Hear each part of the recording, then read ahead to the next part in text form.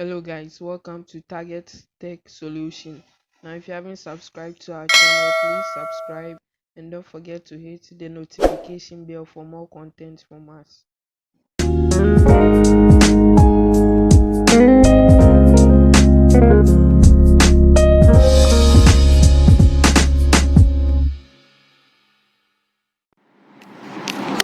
Okay, so to begin with, as an objective for this lecture, we want to be able to explain what culture and development is. We want to know the similarities and differences that exist between the two.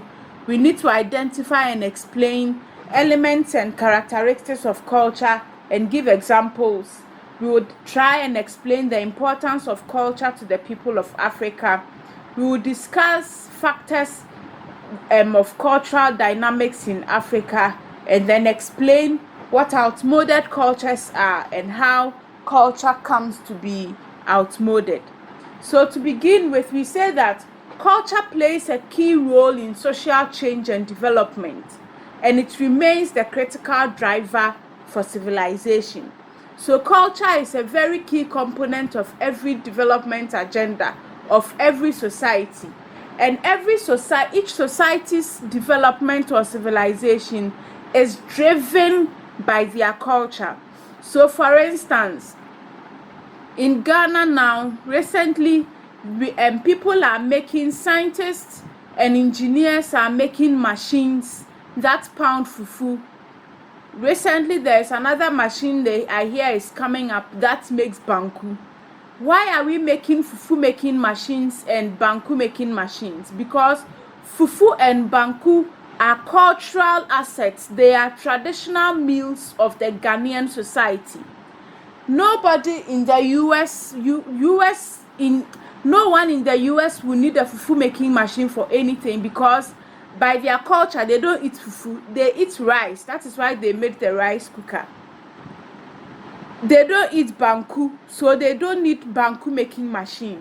So you realize that the engineering of the machine, the coming up of the machine, was driven by our culture, our tradition of fufu, eating fufu, the tradition of fufu being a staple of Ghana.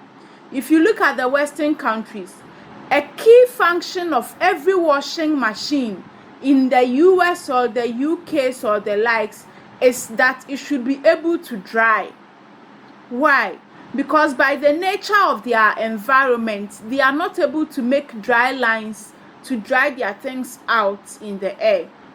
And again, because of their seasons, they don't have the sun most part of the year that can enable them dry. So every washing machine should have a dryer as a key component. However, if anyone is buying a washing machine in Ghana, drying or a dryer is not a function that the person will look out for. Even if the machine has a dryer, that person or individual will hardly use the dryer, because there is the sun shining all year through. We have big compounds with big dry lines where we dry our things. So these are the cultural differences and how it drives civilization in these different environments. So we continue to say that society builds on the strength of culture for innovation and development. So as I have explained earlier, you see that we have built on our culture, our fufu, and innovated the machine, looked at the dynamics of preparing fufu, and innovated the machine that can produce that thing for us. And that is how culture, we have built on the strength of our culture to innovate and to develop something. Attention is being drawn to the significance of culture in development of Africa as a continent, and the continent struggles to take advantage of global markets in order to meet emerging international standards. So now things are changing. Gone were the days where women used to be housewives in the house. So a man can go to work, come home, and be sure that his food, his fufu and soup is going to be ready by 5 p.m. when he's at home. Now, the woman is going to work, the man is going to work. These are changing standards which have met up with us. So if you decide that for you, your culture as an indigenous Ghanaian man is to eat fufu pounded by a man in a mortar and a pestle, so you have no business with fufu that was made with fufu making machine, then you are going to lose out. Because does that mean your wife has to stay home? Does that mean you are going to get that 3-hour straight hours to prepare fufu and soup? So dynamics are changing, standards, international trends and standards are changing, and likewise we should be able to alter our cultural standards to be able to change and meet up with these changing trends. And this calls for cultural liberalism and diversity to be seen as an asset and not as a liability. So when there is a need for any changes to be made into our culture, we don't have to oppose it as it being a liability, but rather we must see it as an asset that is enhancing growth and enhancing development. So what is the definition of culture? We say that it is characterized by a social group, and it includes any intellectual, emotional, material and spiritual distinctiveness that defines a group of people. So every group of people have their specific spiritual being, material, intellectual and emotional features that characterizes them, that sets them apart and make them different from one society to the other. So when we talk about material, for instance, we have the kente cloth. Kente cloth is a material asset known to the Ashantis. You don't go to the Western region to look for kente. When anybody talks of kente, you know that kente is an Ashanti cloth, and if you want authentic kente, you go to the Ashanti. If anybody talks about Teasets, you know that Teasets is a traditional meal of people in the north. So if you want Teasets, you don't come to a Ghan woman and request that she makes Teasets for you.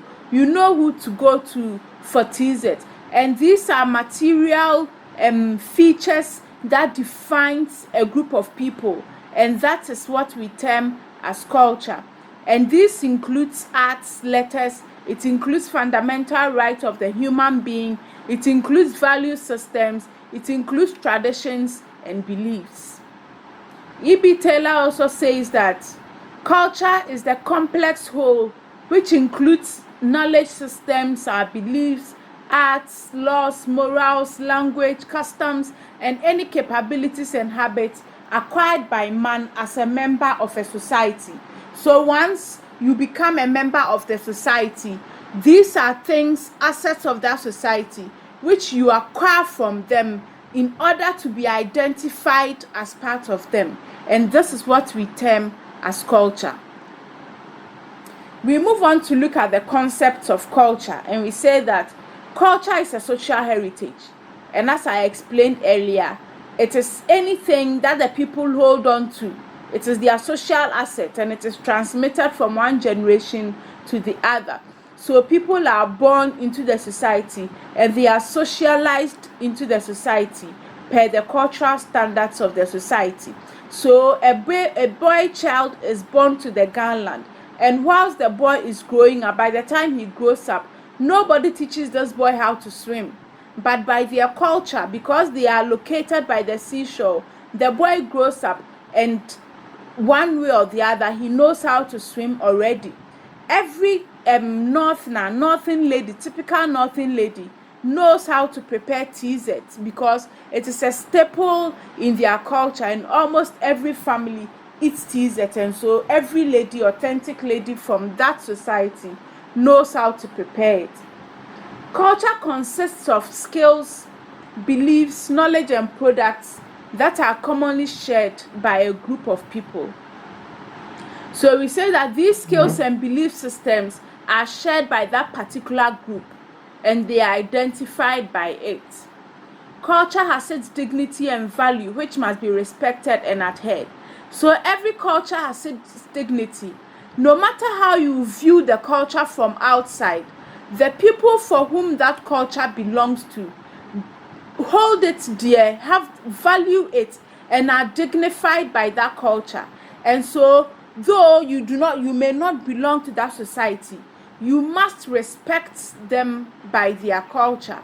So once you are amongst them, you must respect and give regard to that culture. So if you go to a Ga community and they say that in this community we don't fish on Tuesdays, you cannot say that as for me, I'm not a Ga, so I will fish. No. When it is time for homowo and there is the ban on music and dancing, nobody can say that I'm not a Ga, so you can't ban me, or I'm not a traditional worshipper, so you can't tell me not to sing and dance. So long as you are on the Ga land, you must give dignity to their culture and give the value that it deserves to it and respect it. Again, we say that culture binds people together. So culture, because culture identifies people, it binds them together and makes them feel like one people and creates a sense of belongingness amongst them. We now move on to look at the elements of culture. And one element is norms and laws. And we say that norms and laws are social and cultural rules that specify appropriate and inappropriate behaviors of a particular group of people in a given situation. So a norm is a generally accepted behavior that is accepted by a group of people. So a norm in society A may not be a norm in society B because it is accepted by just that group. Now, when norms are formalized and written down and enforced by the state, they become laws. So it is a norm that if you pass through someone's farm, it doesn't mean the fact that you are passing through the farm does not mean you can cut off the person's plantain. So as a norm, we know that you can't go into somebody's farm and take farm produce from the farm. Now, immediately the laws of Ghana documented this and began to enforce it, it became a law.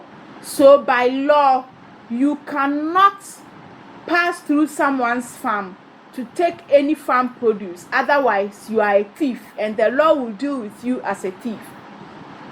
Previously, some few years back, and we know about child marriage, there were some communities that a child could be betrothed to a chief, and then this child can be married off to the chief once the child is found to be grown enough, whether you are a teenager or not.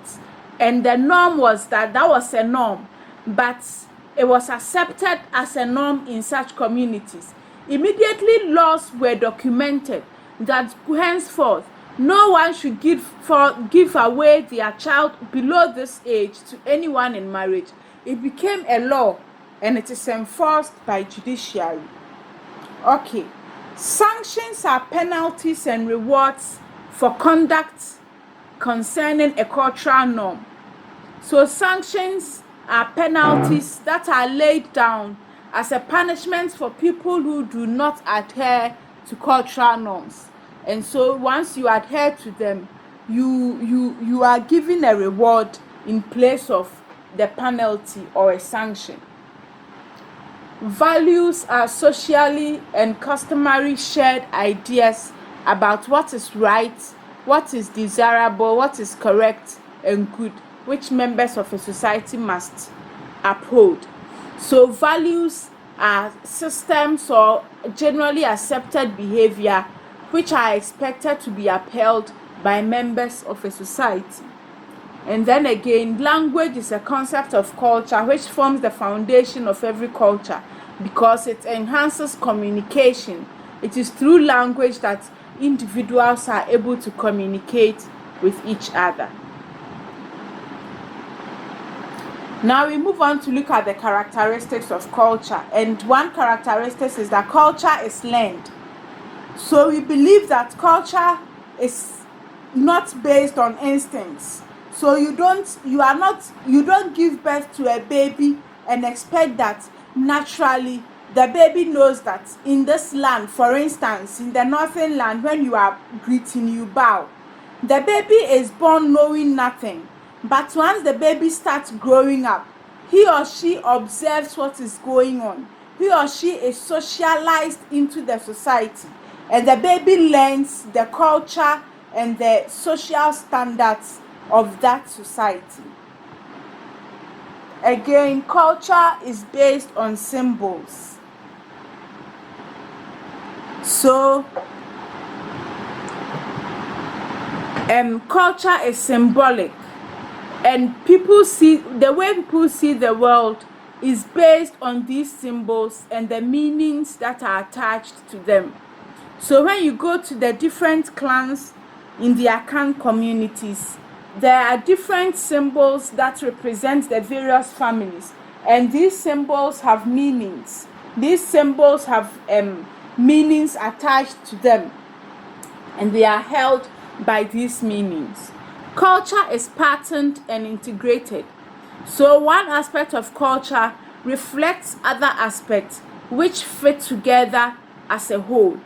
So if you look at Hausa cocoa is a staple food of the people from the north. How did it come about? The food crop that is used to make Hausa cocoa is millet.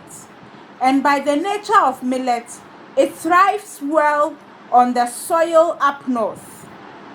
So you can't find millet grown in various places. It is dominantly grown in the northern regions and the regions up north.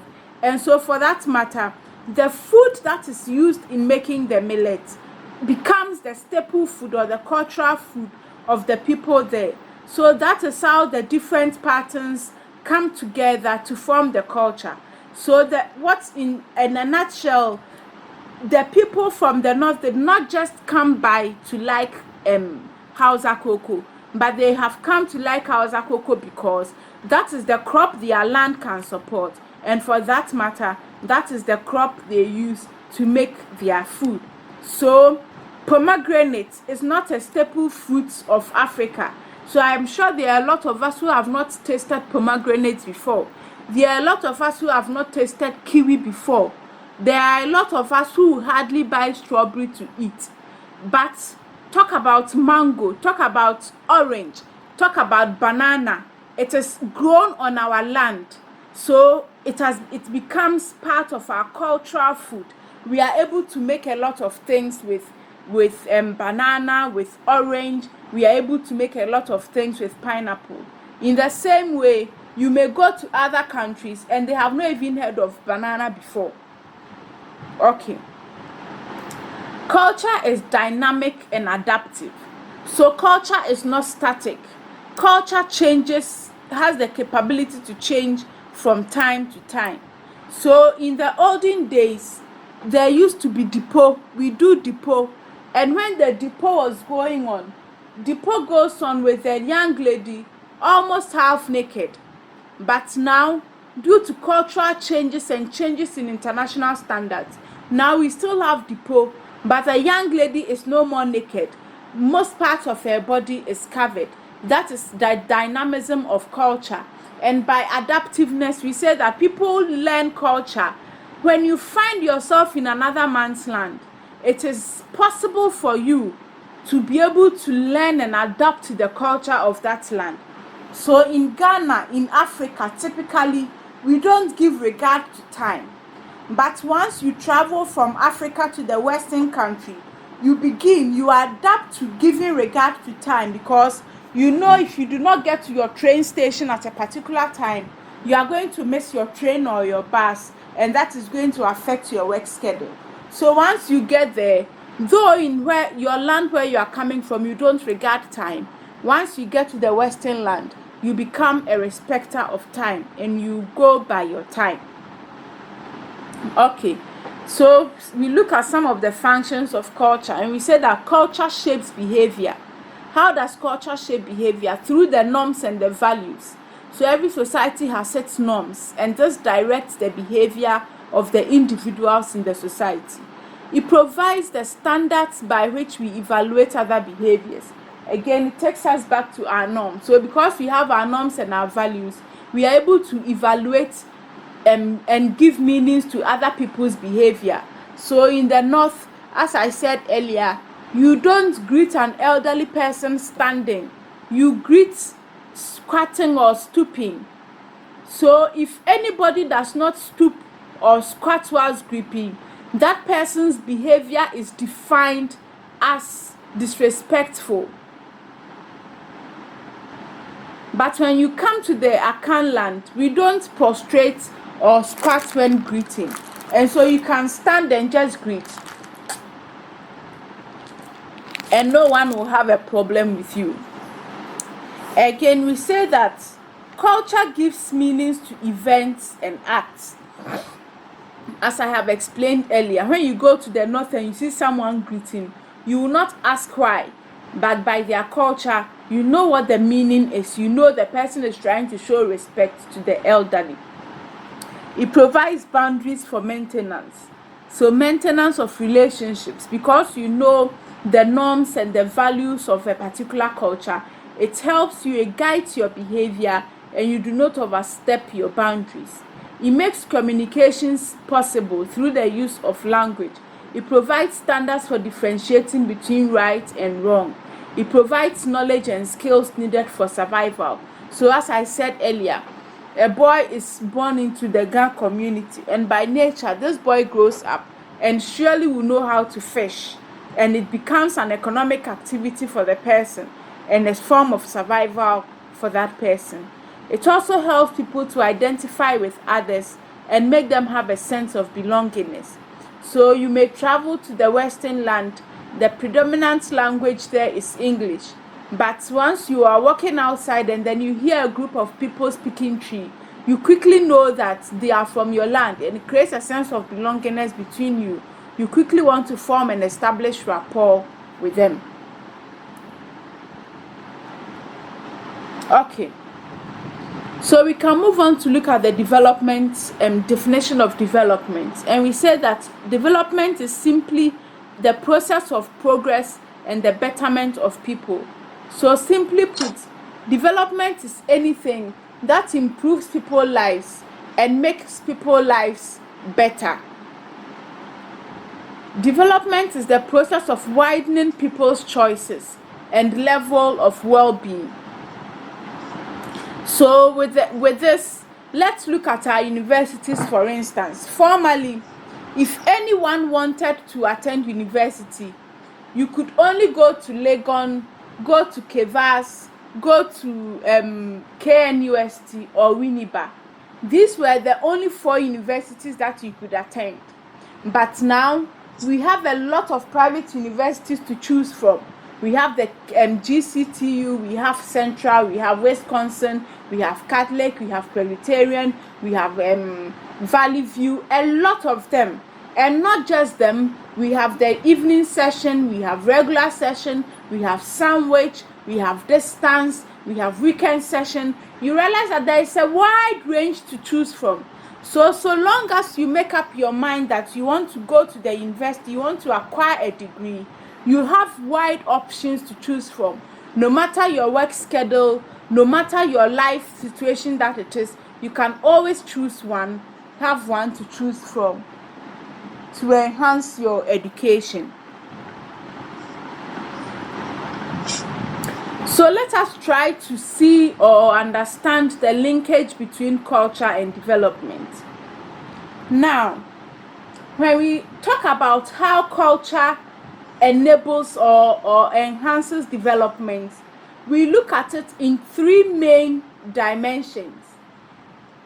As an enabling factor, that is culture enabling development, culture promoting development, and then culture yielding economic benefits because of development. So how does culture enable development? It enables or brings about effective development interventions. Kwenu, this is a class, so put off your video. You are bare-chested, we don't want to see it. Thank you.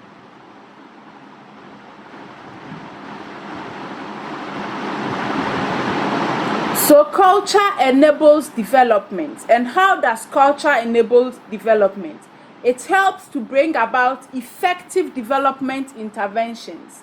So a typical example is that you are going to create, or you are creating a borehole in a community for a community. Now, the piece of land on which you choose to make the borehole is a land that the people hold sacred. So instead of you consulting the people and asking them which part of their place or their land they think is appropriate for you, because you think you are a developing agent or a contractor, you just go and construct your borehole on this land they find sacred. You construct the borehole, but they will not utilize it. They will not utilize it. So rather, you should be able to consult them, discuss with them what you want to do, take into consideration their cultural standards and their cultural values, and that should guide your development agenda, and that is what will make your intervention effective. Again, culture promotes development by making it sustainable. So once you have discussed the culture with the people and taking their cultural values into accountability, it sustains them because it makes them accept the development agenda. It brings everybody on board, so it yields inclusiveness, and it brings about equity and brings about diversity, because you are able to listen to the different views of the people that you are working with. Another thing is that culture brings about or yields economic benefits. So once you have brought about culture, like the borehole I spoke about, for instance, once the borehole is constructed, the people of the community, once they have accepted it, they can decide to sell the water and use the proceeds for the water for other development agendas for the community. And that is how cultural integration in development agenda yields or brings about economic benefits. So if I ask you to discuss the linkages between culture and development, I expect you to bring all these issues up and discuss them. So we say that culture continues to shape the pace and direction of development in Africa and Ghana. So as I have explained earlier, our civilization process and our development agenda is driven by our cultural standards.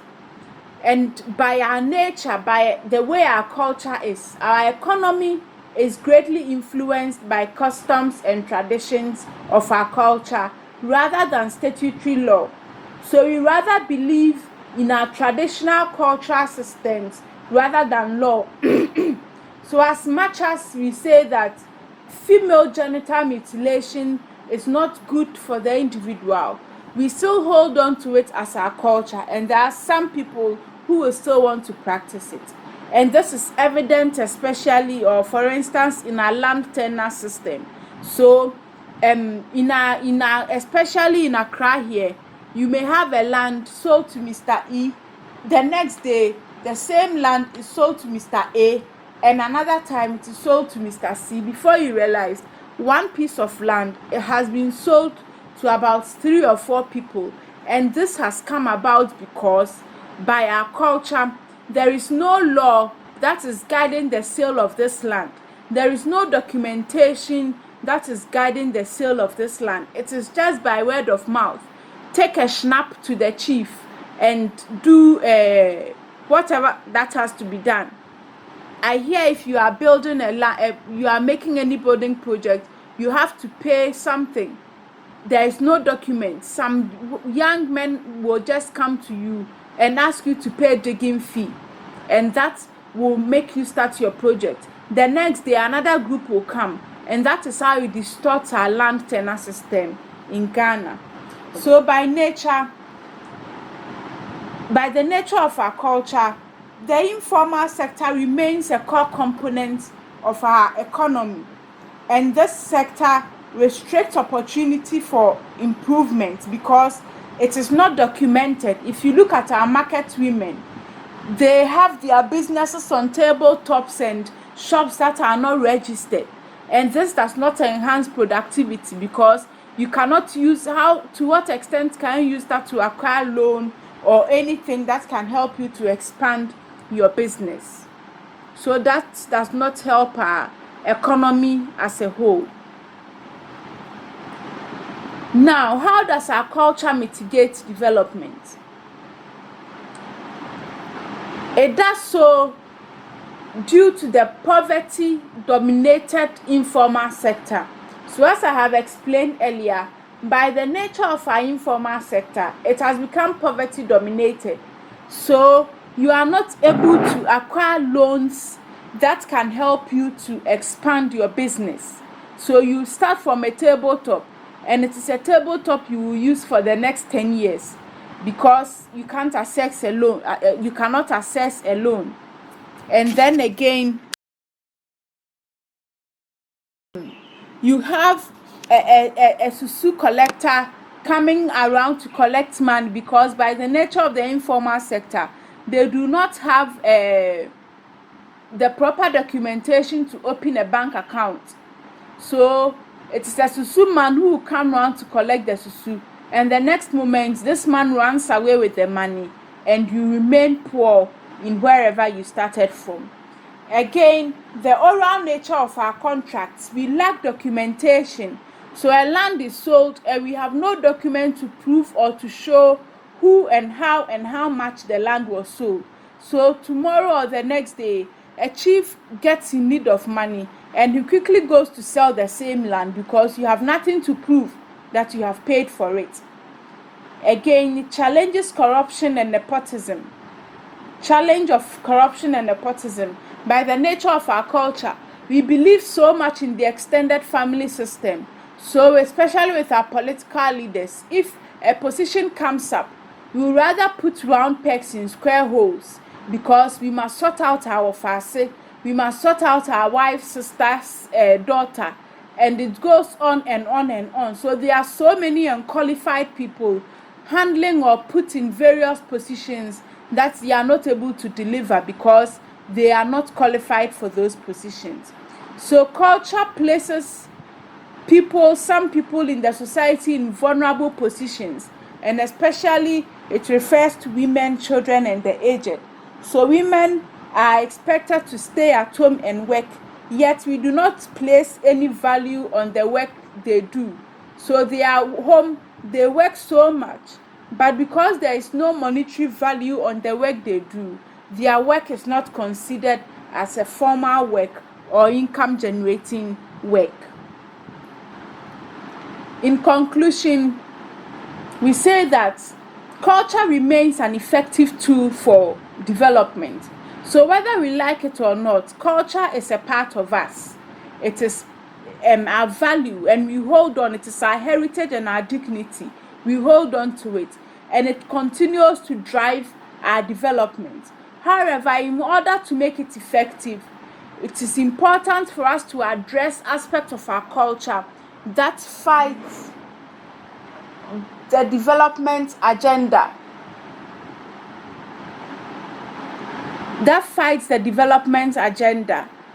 For instance, our poor documentation system, corruption, and nepotism. These are all aspects that fight against development, and so we must be able to tackle these aspects of our culture that does not enhance development. There should also be cultural universalism through a reformative process. So we must put measures in place that will place individuals at equal levels on our cultural land. So we won't expect that some people are better than others. So while men are going to work, women should rather stay home. And then lastly, it is important to uproot aspects of our culture that generates inequalities and discrimination in our development agenda. So we must make sure we provide equal opportunities. Our culture provides equal opportunities for all individuals. So if we are not giving boys out for betrothal or for marriage, we should not also give girls out for betrothal or for marriage. They should all be given equal opportunities. This brings us to the end of the lecture on culture and development. So if anybody has a question, you can ask.